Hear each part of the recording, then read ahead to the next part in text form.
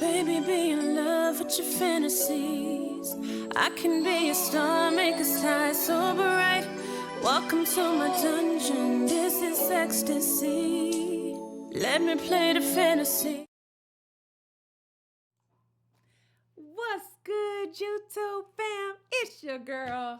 I'm still Asia, baby. Cause every time I close my eyes, I see you. What's good, y'all? I'm back up in here, back on the set, okay? If you are new here, hello, and welcome, okay? Make sure y'all like, comment, subscribe, smash the notification bell so you don't miss any videos from me, okay? Just me, I'm just saying. Anyways, y'all, today, as y'all can see from the thumbnail, I'm doing MrBallen. Pause. Okay, I'm getting into MrBallen today. Okay, I have been seeing the DMs, okay, the messages, the emails that y'all send. I know I kind of just like abandoned y'all a little bit. Y'all, I've been so busy though. Okay, y'all know. If you know, you know. Just saying. But that's really what had happened was, but I'm going to try my hardest. I can't commit y'all to doing it all the time, but I'm going to try my very best to get on here and do more of these reactions, okay? Because I know y'all missed a lot of these, especially with the scary ghost videos, y'all. I can only take that like once a day. Like once a week. Y'all know I'm scary, okay? So today, y'all, anyway, I'm all like chatty patty and stuff. I'm excited, y'all. I'm a little nervous. I'm not gonna lie. Y'all know I'm always sitting here next to BJ, okay? But this is what evil force condemned these innocent men. Warning, distressing events. Okay, y'all, let me see what MrBallen talking about. You know he be coming through with the stories, so y'all make sure y'all tap in. I'll be sure to leave the link in the description if you want to check this video out on your own, or go and check out MrBallen's channel, y'all. He is the storyteller of a lifetime. I'm just saying. So all that to say, let me make sure I'm on the right side. I'm on the right side? Yeah, I'm on the right side. Okay. All right, y'all. Let's get into it. Here we go. Okay. Today, I'm going to tell you a story that has been told many, many times with lots of variations over the past 100 years or so. But the version of the story that I'm going to tell you is actually the original version that was published in 1907 in the Chicago Tribune newspaper. See, he be coming through with the real. Lots of people have taken this original story and kind of embellished details and made it more spooky. But in my opinion, it's this original version that is by far the most terrifying, because it really happened. But before we get into that story, if you're a fan of the strange, dark, and mysterious delivered in story format, then you've come to the right place, because that's all we do, and we upload once a week. So if that's of interest to you, please offer to get the like button, a nice fresh cup of coffee, but make that coffee using old hot dog water. Also, please subscribe to our channel and turn on all notifications so you don't miss any of our weekly uploads. Not hot dog water. Let's get into today's story. No, sir.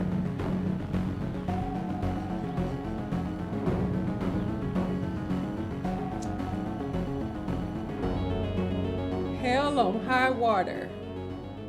One evening in the middle of March of 1907, a sailor named Nels Nelson stood at the bow of this big Russian steamboat called the Perier, and he looked out over the Pacific Ocean with a very worried look on his face. The sun was starting to go down, and Nels was afraid of what the night might bring. About a month earlier, the Perier, the boat that Nels was on, had left Hong Kong and begun its long journey to California, where Nels and the rest of the crew would offload all their hemp and machinery. And just that day, the Perier had passed by Honolulu, Hawaii, which meant they were nearly to their final destination. Now, their long voyage thus far had been quiet, but now Nels just couldn't help feeling like their luck was about to run out. Nels had been a sailor his whole life. He was originally from Sweden, but he'd traveled all over the world, and a few years back, he had linked up with the Perier in Hong Kong. And now, other than the captain of the Perier, who was a Russian named Kavinsky, Nels was the longest serving member on board the Perier. And what that meant was Nels and the ship's captain were the only two currently on board the Perier who knew the ship's dark secret. Now, Nels and the captain had not told anyone this secret and didn't intend to. Now, this wasn't something they planned, like they weren't trying to keep it a secret. Instead, it was just kind of this unspoken agreement that we're just never going to talk about this. But at the last port in Hong Kong where the ship was docked, the previous entire crew of the Perier, minus Nels and the captain, had all deserted because of this secret. And so now Nels and the captain were left to kind of keep this information to themselves and go out and solicit a new crew to come on board the Perier to go to California. But they did it without telling these people about this dark secret. And they Well, what's the dark secret? I mean, I'm just saying. California, but they did it without telling these people about this dark secret. And they'd managed to do it. Nels and the captain had found this kind of ragtag bunch of sailors to come with them on this journey, but as a result of recruiting basically anybody with a pulse who was willing to go on this voyage, the crew they ultimately recruited was kind of an untrustworthy, sketchy bunch. On this night, it was Nels's turn to stand watch, which means basically you would stay up and kind of patrol the boat and look out for problems or emergencies. It was just a way to make sure the crew was always safe, even when everybody was asleep. And even though Nels was not exactly thrilled to be staying up all night to stand watch, in a way he actually was kind of relieved to be in charge of this task. He figured he'd rather be awake and miserable than asleep and vulnerable. Suddenly, another sailor came up to Nels, and Nels hadn't heard him, and the sailor slapped him on the back and said, "Hey, how you enjoying your sunset cruise tonight?" Nels turned around and saw it was another crew member just kind of pulling his leg, and so Nels attempted to put on a smile and kind of go along with the joke and make it kind of lighthearted, but he was really struggling because he was looking off to the horizon and he could see the sun had nearly set. For the next couple of hours, Nels and this other sailor would stand by this railing in the cold night air, and they would just talk about, what they're going to do when they get to California, and, what they plan to do with their lives generally, and just kind of small talk, normal stuff. And, for a little while, Nels did forget about all this extreme anxiety he was having about nighttime.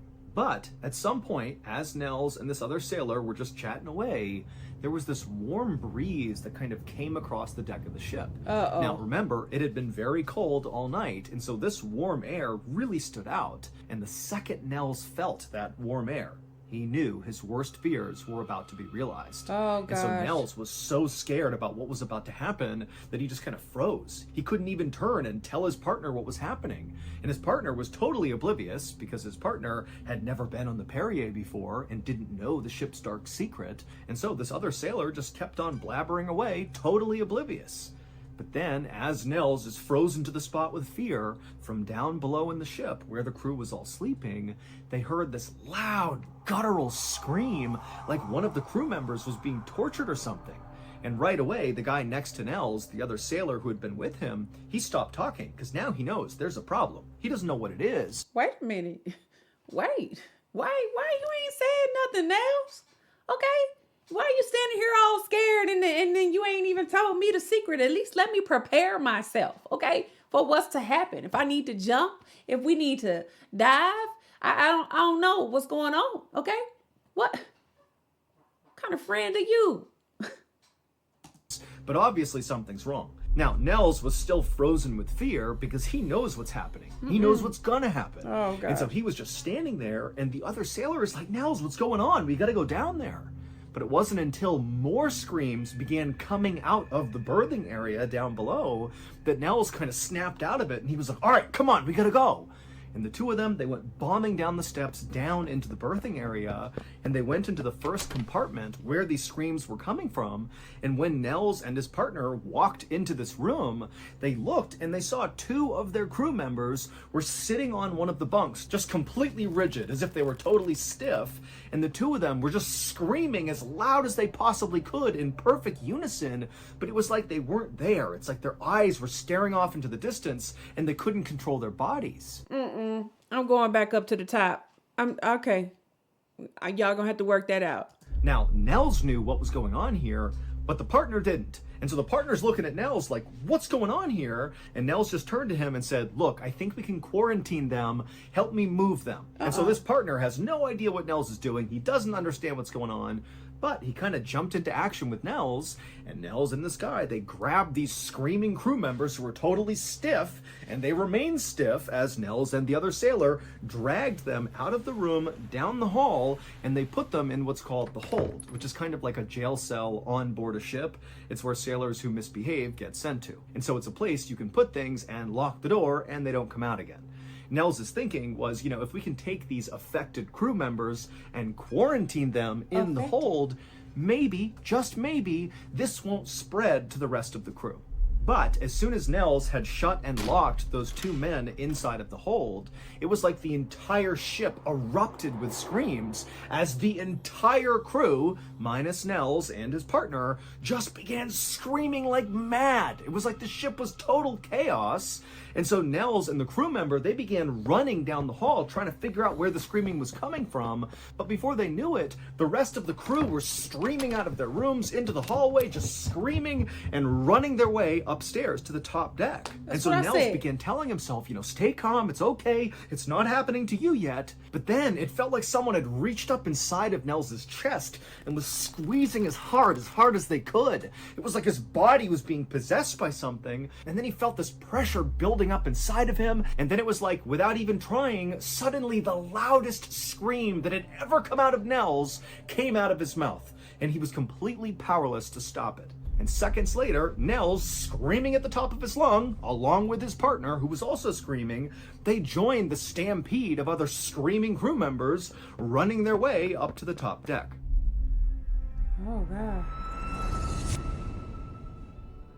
Thank you to BetterHelp for sponsoring today's video. Something a lot of people don't know about me is that before I became MrBallen, my life was actually in shambles. Following my exit from the military in late 2017, I really struggled to assimilate back into society. I had spent nearly a decade in the military, and so to suddenly be a civilian again was kind of jarring and confusing. I felt like I had no purpose anymore. But instead of actually trying to solve this problem, I instead just bottled up my feelings, and in time it made me miserable, angry, and totally depressed. Luckily, my family was very aware of how much I was suffering, and eventually they encouraged me to seek out a therapist. And I did, and honestly, I think it saved my life, because before that, I was going down a very dark mental path. Look, therapy is not a one-size-fits-all solution, but it's a great starting point for anyone who's struggling right now and doesn't really know what to do. Also, the new year is a great time to finally make the jump and give therapy a try. And one of the most accessible therapy options is BetterHelp.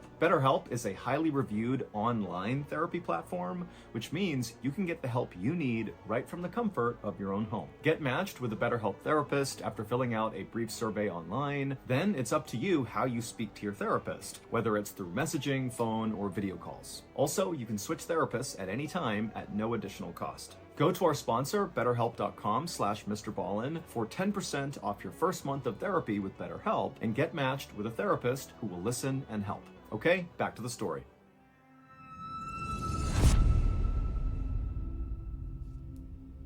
And when Nels and his partner reached the top deck, as they were screaming and screaming and screaming, Nels looked around and he took stock of what he was seeing. Again, he's literally screaming this entire time and can't stop it. And he's seeing that's what everybody else was dealing with. There were sailors who were clawing at their faces, almost like they were trying to stop themselves from screaming, but that wasn't doing anything. Others were holding their throats, attempting to stop the screaming. Some others were running into walls and grabbing and fighting with each other. I mean, it was absolutely chaos. And so Nels, he's kind of taking stock of this whole situation, still screaming, and then he notices one sailor in particular, and Nels knew exactly what was going to happen.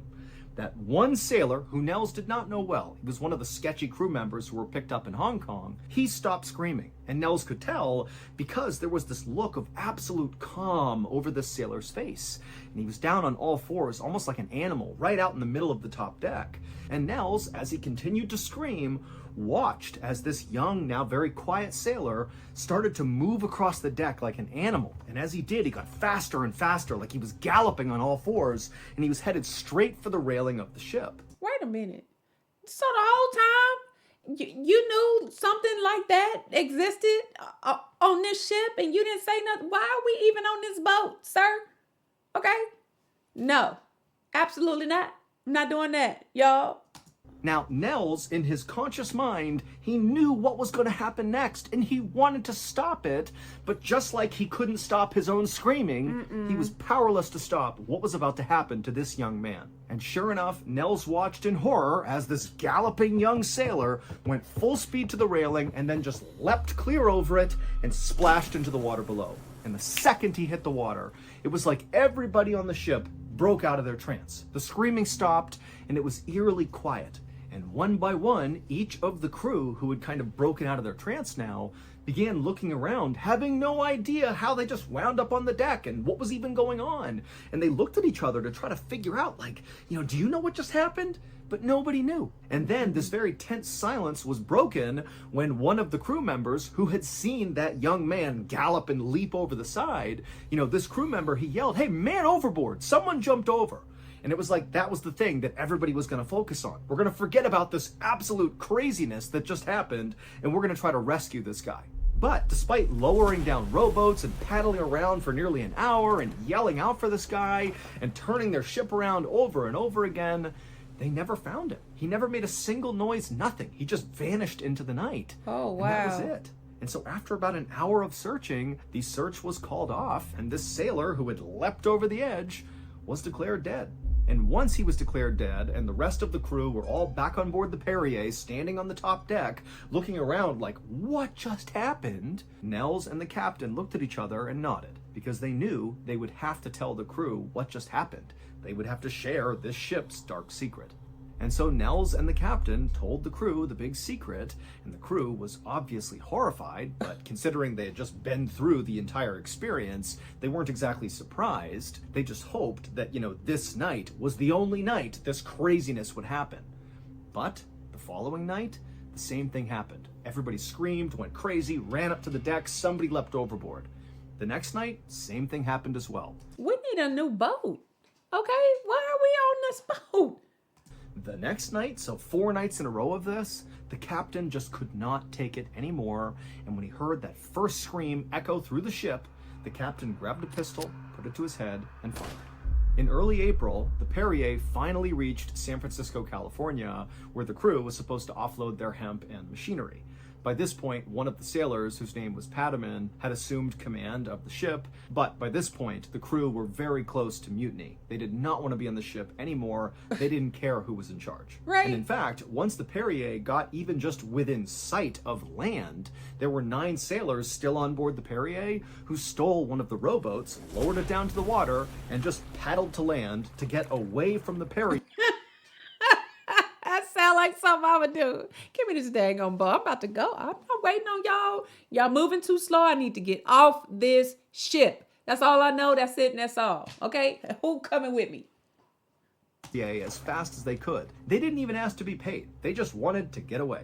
Nels and the few remaining crew members on board the Perier docked it in San Francisco, California. They unloaded the hemp, and then the crew actually got back on the Perier and set sail again and sailed to Santa Monica, California, which was not a very far distance, where they would offload the machinery, so the rest of their haul. And actually on the morning that they were supposed to actually dock in Santa Monica, the crew's cook leapt overboard to his death at 2 a.m., and the crew barely reacted, because by this point, this was just commonplace on board the Perier. People going crazy and jumping over to their deaths. That's not normal. normal. So once the Perier was docked in Santa Monica and all the cargo was offloaded, Nels and the rest of the crew just left it there. They totally abandoned it and just left. And the Perier would remain totally abandoned in this dock in Santa Monica until a reporter from the Chicago Tribune newspaper found out about what had happened on board the ship and the fact that now it was totally abandoned, which seems so creepy, and he decided to dig into this, and ultimately he published the story that I'm telling you right now. Here is the Perier's dark secret that both Nels and Captain Gavinsky knew all too well. 3.5 years earlier, on a night in the fall of 1903, the Perier docked in what was then called Bombay, but what is now known as Mumbai, India. And on this particular night, some of the crew members of the Perier decided they wanted to leave the boat and go have some fun. So a few sailors and an officer hopped on one of the rowboats on board the Perier, they lowered it down to the water, and they paddled to shore. And apparently, this group of guys had a great time on shore, But at some point, the officer apparently killed a guy on land. Who knows what it was about? Nobody knows. The reporter from the Chicago Tribune couldn't figure it out. But the rumor goes the officer killed someone, and when they came back to the ship that night, the officer was bragging about killing this person and even making jokes about it. Now, we don't know if this story actually happened, and we also don't really know if this is the seminal event that prompted what would become the dark secret of the Perier. But very shortly after that officer had killed someone, the Perier had left Mumbai and they were out at sea and it was very cold. But then suddenly the crew remembered this warm air wafting over the boat, and then screams rang out from inside as the crew began going totally crazy. This was the first appearance of the Perier's dark secret, which sailors on board the Perier actually just referred to as the Thing. Nobody ever saw the thing, or felt the thing, or heard the thing. The only thing they experienced before all hell broke loose is a warm breeze would come across the ship, and then seconds later it was absolute pandemonium until one of the crew members died. And usually it was like the thing inhabited one of the sailors, like that young man who ran like an animal and leapt over the edge, and this thing would basically inhabit these sailors and cause them to take their own lives. Over the next few years, more crews would join the Perier and go out to sea, and over and over and over again, this thing, the dark secret, would take over and many of the crew would end up dying. And so by the time the crew had come to port, the crew would totally mutiny and disappear. Nobody wanted to be anywhere near this ship. That was why Nels and Captain Gavinsky were the longest serving members on board the Perier, because they were the only ones who were willing to come back. All told, the Thing, or the dark secret of the Perier, claimed the lives of 23 sailors. 20 of them, after screaming like maniacs, suddenly just went quiet and leapt over the railing into the ocean and drowned, and the 3 others that passed away were the ship's captains, who all killed themselves. After the Perier was abandoned in Santa Monica, California, it's unclear what actually happened to it, but we know it never sailed commercially again.